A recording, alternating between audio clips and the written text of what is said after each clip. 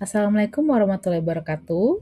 Pada kesempatan kali ini, kami dari kelompok 7 yang beranggotakan saya sendiri, Diah Heka Pratiwi, Laila Endang Solihah, Usapa Nova Ismidadari, Karina Ayu Azizah, dan Maida Larasati akan mempresentasikan makalah kami yang berjudul Perancangan dan Implementasi Strategi Cyber Security pada E-commerce.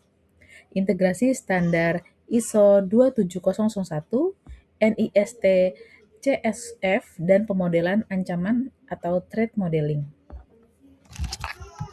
Oke, mengapa topik ini sangat krusial? Di tahun 2026 ini, e-commerce bukan lagi sekedar platform jual beli, melainkan pengelola aset data finansial yang berharga sangat tinggi. Laporan CrowdStrike tahun 2026 mencatat bahwa rata-rata waktu peretas menyusup hingga mengambil data kritis kini hanya membutuhkan waktu 29 menit, di mana 82% intrusi bersifat malware-free atau menyalahgunakan kredensial asli. Jadi kita belajar dari sejarah insiden yang sudah terjadi di Indonesia.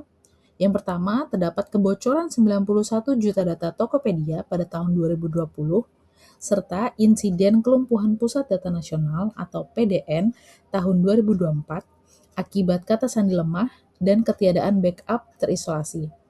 Hal ini membuktikan bahwa keamanan siber bukan sekedar masalah IT teknis, melainkan manajemen risiko strategis. Selanjutnya akan dijelaskan oleh rekan saya, Laila. Terima kasih Mbak Tiwi. Rekan-rekan sekalian, untuk membangun keamanan cyber yang kokoh, kita harus berpijak pada CEA Threat dan model AAA Security. Nah, di sini ada tiga prinsip utama keamanan data. Yang pertama, confidentiality, yaitu untuk memastikan data kartu kredit dan transaksi pengguna tersimpan dan tertransmisi secara terenkripsi. Yang kedua adalah integrity atau keutuhan.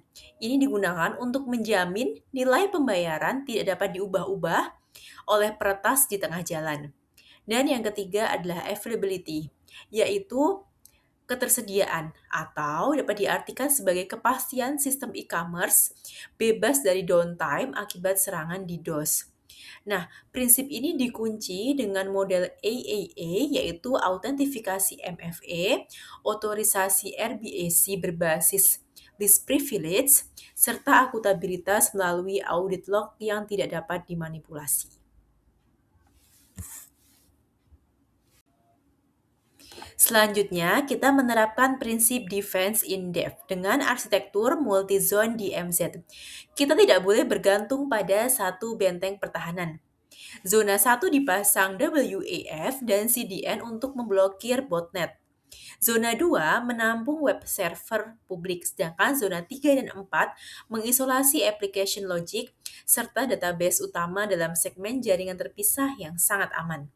Nah, dari sisi kriptografi, data e-commerce dilindungi dengan enkripsi AES 256 untuk Edge2 by Crypt untuk kata sandi.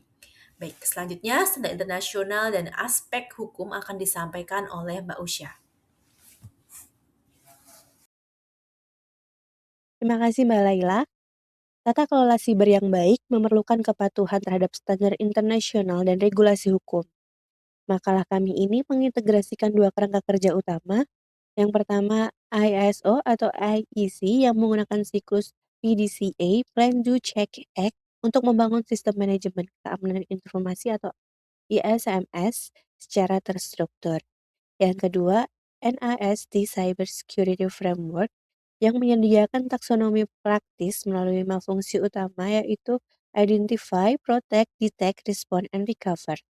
Selain itu, kami mengadopsi COVID 2019 untuk memisahkan secara tegas fungsi governance di tingkat dewan direksi dan manajemen di tingkat eksekutif.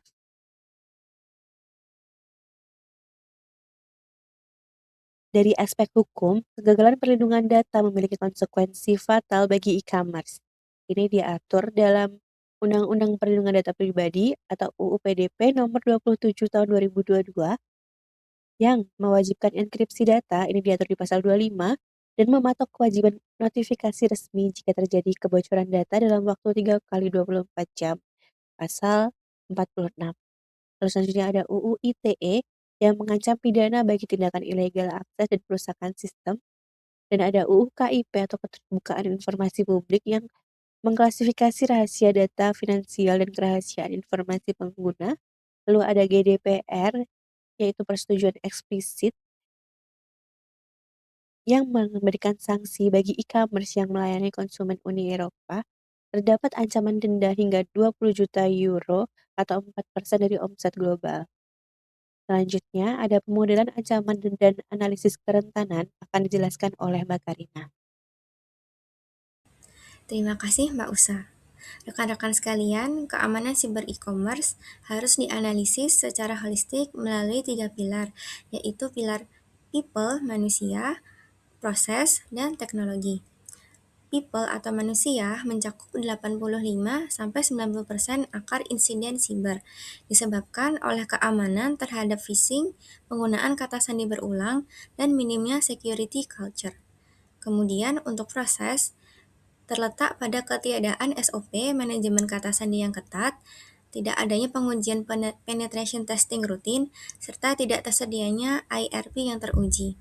Kemudian dari pilar teknologi, berupa sistem tanpa patching berkala, ketiadaan segmentasi jaringan DMZ, risiko rantai pasok third party API, serta data tanpa enkripsi. Untuk memitigasi risiko tersebut, kami merancang threat modeling menggunakan pohon serangan atau attack tree dan misuse case.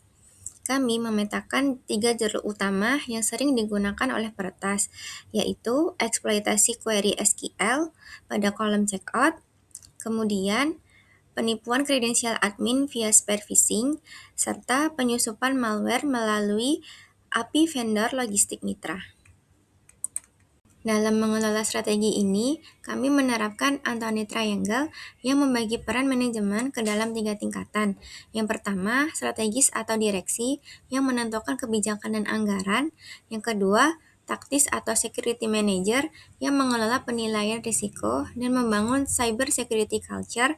Serta yang ketiga, operasional atau tim SOC yang mengeksekusi firewall, patching, dan pemantauan harian. Selanjutnya, strategi resiliensi dan penutup akan disampaikan oleh Mbak Meida.